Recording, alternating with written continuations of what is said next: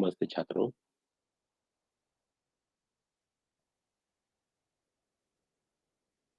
चित्रलेखा उपन्यास को हम पढ़ने वाले हैं।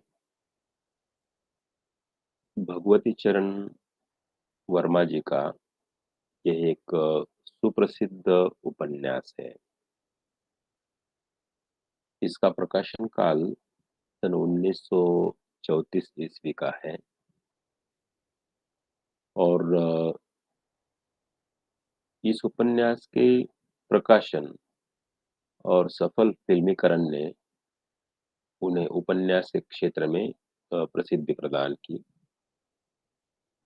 इस उपन्यास पर 2 बार हिंदी फ़िल्में बन चुकी है। केदार शर्मा नाम के फ़िल्म निर्देशक ने एक ही निर्देशक ने 2 बार इस पर फ़िल्म बनाई है। पहला फ़िल्मांकन इस पर हुआ है अ, श्वेत and Shyam black and white और दूसरा है रंगीन।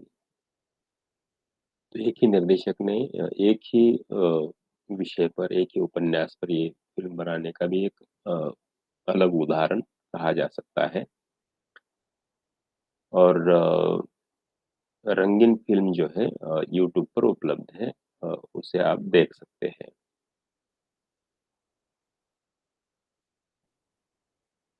चित्रलेखा एक समस्यामूलक उपन्यास है और अपने इस उपन्यास के संदर्भ में भगवती चरण वर्मा जी स्वयं कहते हैं, चित्रलेखा में एक समस्या है। मानव जीवन को तथा उसकी अच्छाइयों और बुराइयों को देखने का मेरा अपना दृष्टिकोण है और मेरी आत्मा का अपना संगीत भी है। उपन्यासकार महाप्रभु रत्नांबर के 2 शिष्य श्वेतांक और विशाल देव के माध्यम से उपन्यास की मूल समस्या उपस्थित करता है। इस उपन्यास में पाप और पुण्य के वास्तविक स्वरूप को समझने का प्रयास है, जिसके निष्कर्ष के रूप में महाप्रभु रत्नांबर की कुछ पंक्तियां हैं उपन्यास में। मनुष्य अपना स्वामी नहीं है, वह परिस्थितियों का दास है, विवश है, वह कर्ता नहीं है, वह केवल साधन है। फिर पुण्य और पाप कैसा? पाप और पुण्य की व्याख्या करने का प्रयास जो है चित्रलेखा उपन्यास में किया हुआ है।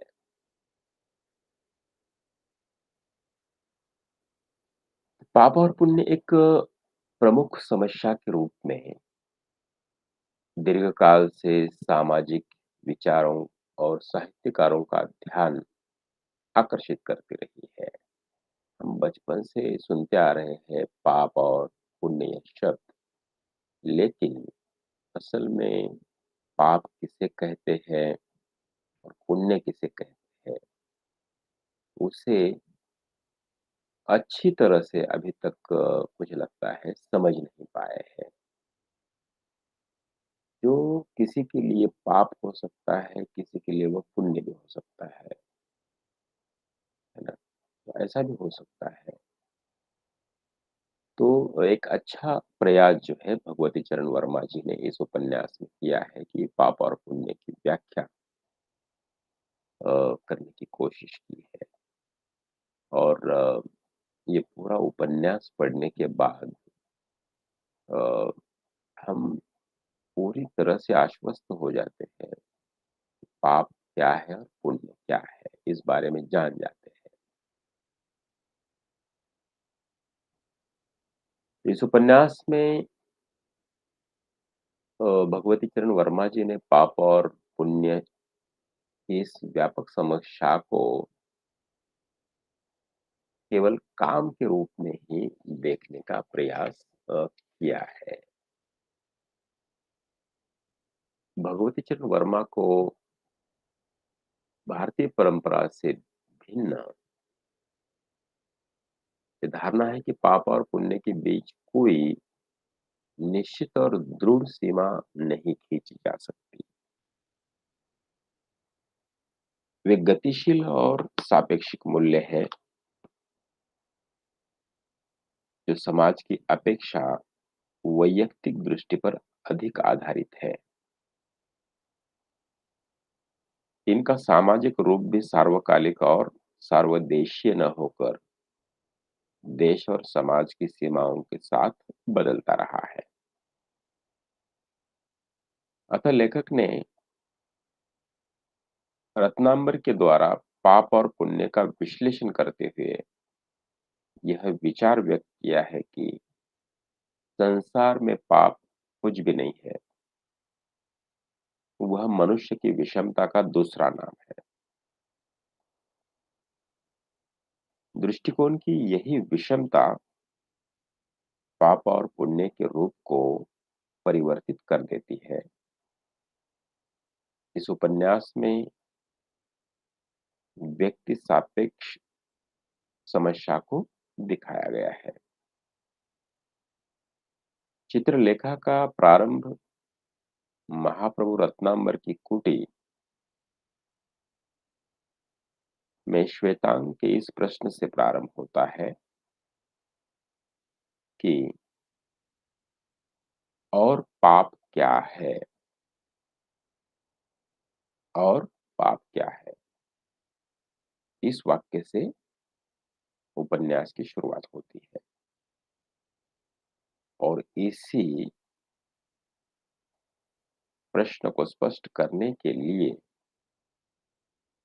उपन्यासकार ने चंद्रगुप्त मौर्य काल की इतिहास की कथा को गुंफित करने का प्रयास किया है। वातावरण दिखाया गया है चंद्रगुप्त मौर्य, सम्राट चंद्रगुप्त मौर्य के समय का और दो विभिन्न परिस्थितियों में जन्मे दो व्यक्ति,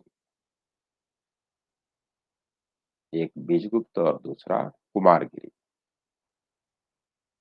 जीवन के दो विभिन्न दृष्टिकोणों को अपनाते हुए भोग और योग को अपना कर्तव्य समझ लेते हैं। एक भोगी है, दूसरा योगी है।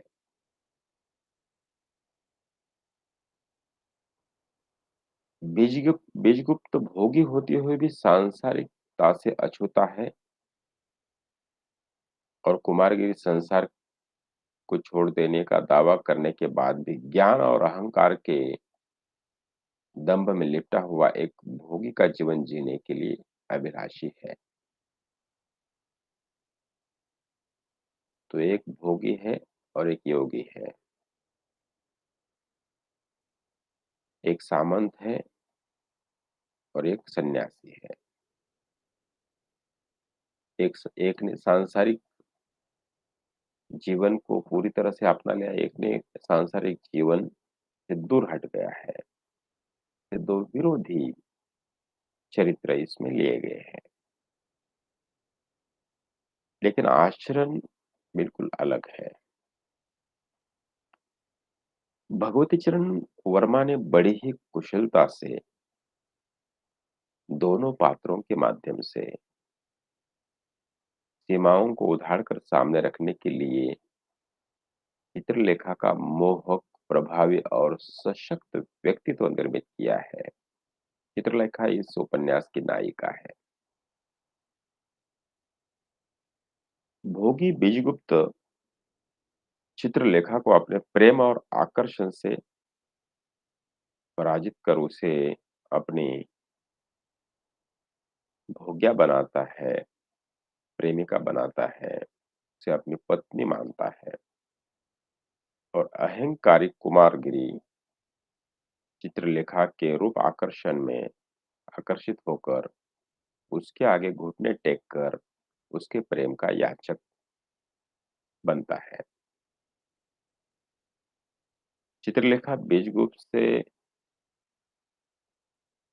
चित्रलेखा को बीजगुप्त कहता है, नहीं मैं तुम्हें नहीं रोक सकता। शायद संसार में कोई भी व्यक्ति तुम्हें नहीं रोक सकता। निर्बल सबल को रोक सके, यह असंभव है। मैं केवल तुमसे प्रार्थना कर सकता हूँ, आग्रह कर सकता हूँ, अनुरोध कर सकता हूँ। बीजगुप्त की याचना चित्रलेखा के मन में कुमारगिरी के लिए प्रेम के स्थान पर दया का भाव जागृत करती है। तो वर्मा जी ने इस प्रसंग के माध्यम से यह दिखलाने का प्रयास किया है कि संयम, साधना और आडंबरपूर्ण जीवन, आडंबर मतलब ढोंग, व्यतीत करने वाला व्यक्ति जब पतित होता है, तो उसके पतन की कोई सीमा नहीं रहती। वह अपने उद्देश्य की पूर्ति के लिए औचित्य का भी ध्यान नहीं रखता। कुमारगिरी का चित्रलेखा से झूठ बोलकर उसका शरीर प्राप्त करना इसी प्रकार का एक प्रयास है। कुमारगिरी के इस अकेले कृत्य से वर्मा जी में एक और कुमारगिरी की खोखली आदर्शवादिता को उघाड़कर समाज के सामने प्रस्तुत किया और दूसरी ओर चित्रलेखा के चरित्रों को गिरने से बचा लिया है। श्वेतांक और यशोधरा की कथा को जोड़कर उपन्यासकार ने बीजगुप्त के व्यक्तित्व को अधिक प्रभावशाली बनाने का प्रयास किया है।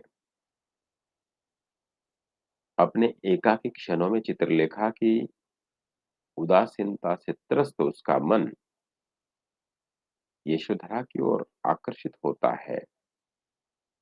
अपने सुखमय जीवन को बनाने के लिए वो यशोधरा से विवाह करने की इच्छा अपने स्वामी के सम्मुख प्रकट करता है।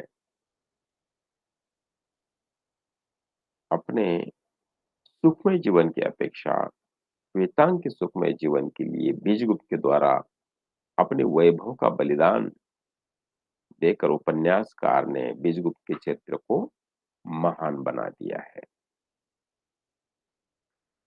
तो बीजगुप्त के माध्यम से लेखक यह बताते हैं कि विलासी देखने वाला व्यक्ति विलासी न होकर अत्यंत त्यागी और संयमी भी हो सकता है। बीजगुप्त का यह त्याग और बलिदान ही चित्रलेखा की कथा वस्तु का प्राण है। बीजगुप्त की इस त्याग के आगे न केवल कुमारगिरी, चित्रलेखा और श्वेतांग पराजित होते हैं, बल्कि सम्राट चंद्रगुप्त भी बीजगुप्त के आगे घुटने टेकते दिखाई देते हैं। वे कहते हैं कि बीजगुप्त, तुम एक महान आत्मा हो, तुमने असंभव को भी संभव करके दिखाया। तुम मनुष्य नहीं, देवता हो। आज भारतवर्ष का सम्राट चंद्रगुप्त मौर्य तुम्हारे सामने मस्तक नवाता है।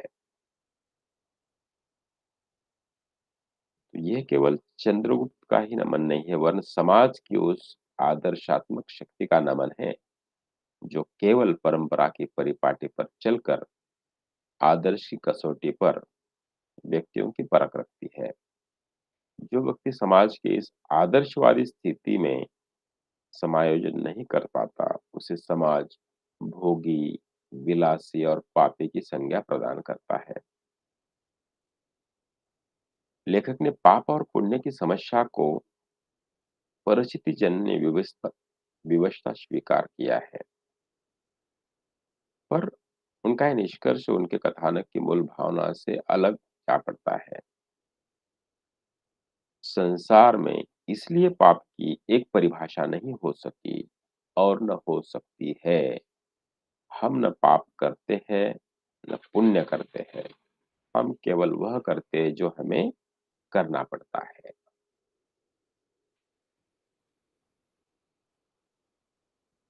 चित्रलेखा उपन्यास की कथा वस्तु पर हम संक्षेप में प्रकाश डालने की कोशिश करेंगे।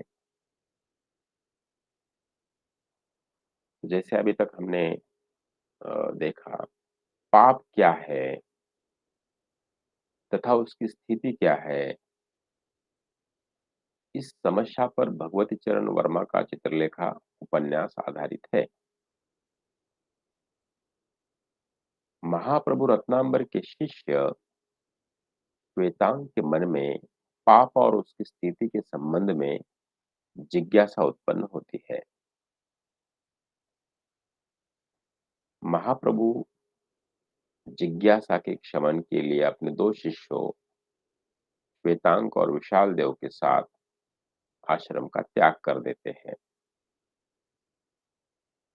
शिष्य अथाह सागर में, संसार सागर में पाप पुण्य की परिभाषा खोजने निकल पड़ते हैं और गुरु साधना के शुष्क क्षेत्र में वे प्रयास करते हैं।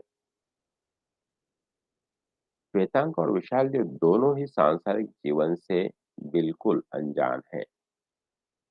संसार रूपी अथाह सागर में पाप का पता लगाने की चेष्टा में कहीं डूब ही न जाए, इस भय से गुरु दोनों के लिए एक-एक सहारा खोज देते हैं। श्वेतांग क्षत्रिय है, तो वह पाटलिपुत्र के युवक सामंत बीजगुप्त का सेवक बनता है। विशाल देव ब्राह्मण है, अतः वह योगी कुमारगिरी का शिष्यत्व ग्रहण करता है। बीजगुप्त भोगी है, आमोद प्रमोद ही उसके जीवन का लक्ष्य है। कुमारगिरी योगी है, संयम उसका साधन है और स्वर्ग लक्ष्य है। साधना और तपस्या के क्षेत्र में पाप की स्थिति कहाँ है? कुमारगिरी स्थिति स्पष्ट करते हुए कहता है, मेरे साथ रहकर तुम्हें पाप का अनुभव नहीं हो सकेगा। मेरा क्षेत्र है संयम और नियम से पाप दूर रहता है। मैं तुम्हें पुण्य का रूप दिखला दूंगा और पुण्य को जानकर तुम पाप का पता लगा सकोगे। और यही उपन्यास की प्रमुख कथा वस्तु है। उपन्यासकार नर्तकी, चित्रलेखा, सामंत बीजगुप्त और योगी कुमारगिरी, इन चरित्रों के माध्यम से इस विषय का निरूपण हुआ है। परिस्थितियों के चक्र में पड़कर भोगी बीजगुप्त योगी हो जाता है और योगी कुमारगिरी साधना से गिरकर पाप का भागी बनता है। बीजगुप्त महान त्याग करता है और देवत्व की ऊंचाई पाता है। तो 1 वर्ष के लिए ये परीक्षा होती है श्वेतांग की और विशाल देव की। 1 साल के लिए उनको पाप और पुण्य का पता करने के लिए 2 अलग-अलग जगह पर भेजा गया है। तो श्वेतांक बीजगुप्त के पास चला जाता है जो भोगी है, संसार के सुखों का उपभोग कर रहा है, और विशाल देव जो है योगी कुमारगिरी की कुटी में चला जाता है और वहाँ पता करने की कोशिश करता है एक सन्यासी की कुटी में पाप क्या है। वहाँ पर जैसे कुमारगिरी ने स्वयं कहा कि यहाँ पर तो तुम्हें पाप दिखाई नहीं देगा, लेकिन पुण्य क्या होता है इससे तुम पाप का पता लगाओ। 1 वर्ष की उनकी ये पूरी परीक्षा होती है। 1 वर्ष के बाद फिर गुरु शिष्य पाप पुण्य के संबंध में अपनी धारणाएं लेकर कुटी में एकत्रित होते हैं। विशाल देव कुमारगिरी की प्रशंसा करता है और बीजगुप्त की निंदा करता है। तो उसकी दृष्टि में बीजगुप्त पापी है, पापमय संसार का एक भाग, और कुमारगिरी साधु है तथा सांसारिक मनुष्यों में उच्च और महान। ये विशाल देव की अपनी राय है। और श्वेतांक बीजगुप्त की सराहना करता है, प्रशंसा करता है। उसकी दृष्टि में बीजगुप्त देवता है, त्याग की प्रतिमूर्ति है, और कुमारगिरी पशु है, पापी है। उपन्यास के अंत में लेखक ने महाप्रभु रत्नांबर के मुख से समस्या के संबंध में अपना दृष्टिकोण व्यक्त किया है। संसार में पाप कुछ नहीं है, वह केवल मनुष्य के दृष्टिकोण की विषमता का दूसरा नाम है। मनुष्य अपना स्वामी नहीं है, वह परिस्थितियों का दास है, विवश है। वह कर्ता नहीं है, वह केवल साधन है। फिर पाप और पुण्य कैसा?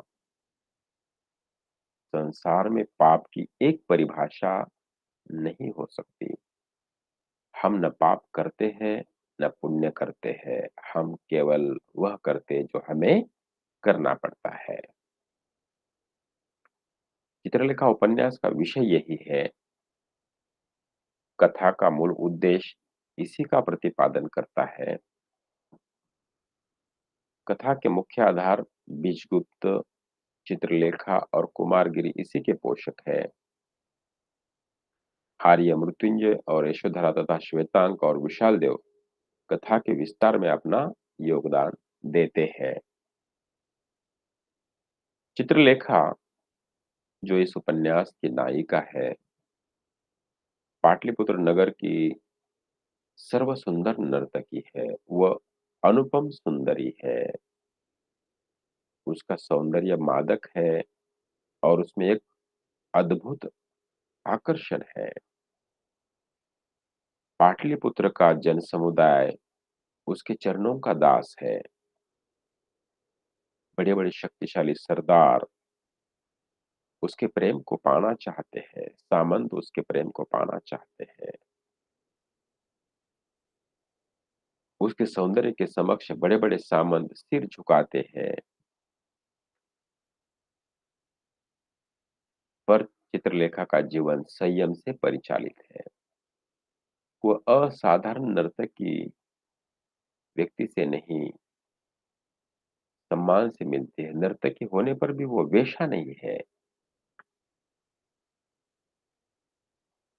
चित्रलेखा के संयमपूर्ण जीवन का एक रहस्य है। 18 वर्ष की उम्र में उसने अपने पति को खो दिया। पति के प्रति उसका अगाध प्रेम था। पति की मृत्यु होने पर उसका जीवन कुछ दिनों के लिए अंधकारमय हो गया। उसने संयम युक्त साधना का क्षेत्र अपना लिया।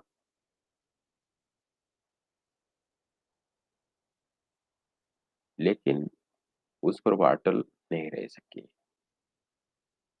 उसके जीवन में कृष्णादित्य नाम के व्यक्ति ने प्रवेश किया। उसका दमित यौवन विकसित हो गया। उसके जीवन का स्रोत बदल गया। उन दोनों ने जीवन भर साथ रहने की शपथ ली, पर समाज को यह स्वीकार नहीं हुआ। त्रिलेखा ने कृष्णादित्य का गर्भ धारण किया। समाज पर उन दोनों का प्रेम खुल गया। दोनों को घर से निकाल दिया गया। समाज की उपेक्षा और अपमान को न सह सकने के कारण कृष्णादित्य ने आत्महत्या कर ली। चित्रलेखा को एक नर्तकी ने आश्रय दिया। उसी ने उसे संगीत और नृत्य की शिक्षा दी। अपनी निपुणता, स्वर माधुर्य और अभूतपूर्व सौंदर्य के फलस्वरूप चित्रलेखा ने पाटलिपुत्र की सर्वश्रेष्ठ नर्तकी का पद पा लिया। तो कृष्णादित्य के चले जाने के बाद उसने संयम का जीवन अपना लिया। पाटलिपुत्र के बड़े-बड़े सामंतों की प्रणय याचना, प्रेम याचना उसने ठुकरा दी। पर बीजगुप्त के सुंदर व्यक्तित्व ने उसे आकर्षित कर ही लिया। बीजगुप्त पाटलिपुत्र नगर का सबसे सुंदर तथा प्रभावशाली युवक सामंत है। यह मौर्य साम्राज्य के जनपद का एक सदस्य है। उसकी अवस्था लगभग 25 वर्ष की है। बीजगुप्त नर्तकी चित्रलेखा के जीवन में प्रवेश पा लेता है। वो उससे प्रेम करने लगती है। वह बीजगुप्त के केली भवन की एकमात्र सम्राज्ञी है और उसकी पत्नी के बराबर है। उसका और बीजगुप्त का प्रणय पवित्र है, प्रेम पवित्र है। चित्रलेखा के शब्दों के संसार भले ही मेरे अनुराग के पवित्र न माने पर ईश्वर के आगे और मेरे आगे वह पवित्र है, ऐसा बीजगुप्त कहता है। बीजगुप्त भी चित्रलेखा के सौंदर्य और यौवन में अपने आप को अकंठ निमग्न कर लेता है। चित्रलेखा उसकी सर्वस्व है, उसकी मादकता है न, यद्यपि शास्त्रानुसार उसका विवाह चित्रलेखा से नहीं हुआ है, न होना भी संभव है। समाज चित्रलेखा के पुत्र को उसका पुत्र और उत्तराधिकारी मानने को तैयार नहीं होगा। चित्रलेखा भी समाज की मान्यताओं के अनुसार उसकी पत्नी नहीं हो सकती है। पर बीजगुप्त चित्रलेखा और अपने संबंध को पति पत्नी की तरह पवित्र मानता है। बीजगुप्त के शब्दों में उसका और चित्रलेखा का संबंध अमर है। बीजगुप्त यशोधरा से अपने विवाह के प्रस्ताव को ठुकरा देता है, क्योंकि वह चित्रलेखा को अपने प्रणय की एकमात्र अधिकारिणी समझता है। वह आर्य मृत्युंजय के प्रस्ताव को सिर्फ इसलिए ठुकरा देता है कि चित्रलेखा के लिए उसके हृदय में अगाध प्रेम है, असीम प्रेम है। बीजगुप्त के भवन में सेवक और छोटे भाई के रूप में श्वेतांग का आगमन होता है। बीजगुप्त के सेवक उसे अपना स्वामी समझते हैं। नगर के प्रभावशाली व्यक्तियों में उसका परिचय होता है एवं भोग विलास के समस्त साधन उसके सामने उपस्थित रहते हैं। वह ब्रह्मचारी है, इस कारण 25 वर्ष का युवक होने पर भी स्त्री और यौवन की मादकता से अपरिचित है। पहली बार बीजगुप्त के भवन में वह नर्तकी चित्रलेखा के मादक सौंदर्य की ओर आकर्षित होता है। अनिच्छा के बावजूद उसके हाथों में मदिरा ग्रहण कर अपना संयम नष्ट करता है तथा एक अज्ञात अभिलाषा का अनुभव कर चित्रलेखा से प्रणय निवेदन भी करता है। चित्रलेखा उसके प्रणय को ठुकरा देती है। वो उसे बहन का प्रेम दे सकती है, प्रेमिका का नहीं। प्रेम तो वह संसार में केवल एक मनुष्य से ही करती है और वो बीजगुप्त है। श्वेतांक अपने अपराध की गुरुता पर विचार कर बीजगुप्त के चरणों पर गिरकर क्षमा प्रार्थना करता है। बीजगुप्त उसे दंड न देकर क्षमा कर देता है। बीजगुप्त समझता है कि परिस्थितियों से बाध्य होकर ब्रह्मचारी श्वेतांक ने ऐसा आचरण किया है।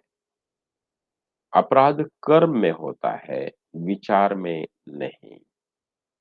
वह श्वेतांग को नित्य की भांति भविष्य में भी चित्रलेखा को उसके भवन तक पहुंचाने का दंड देता है। तो यहाँ आज इस वीडियो में हम यहाँ पर रुकते हैं और इसके आगे की कथा वस्तु को हम दूसरे लेक्चर में, दूसरे वीडियो में समझते हैं। बहुत बहुत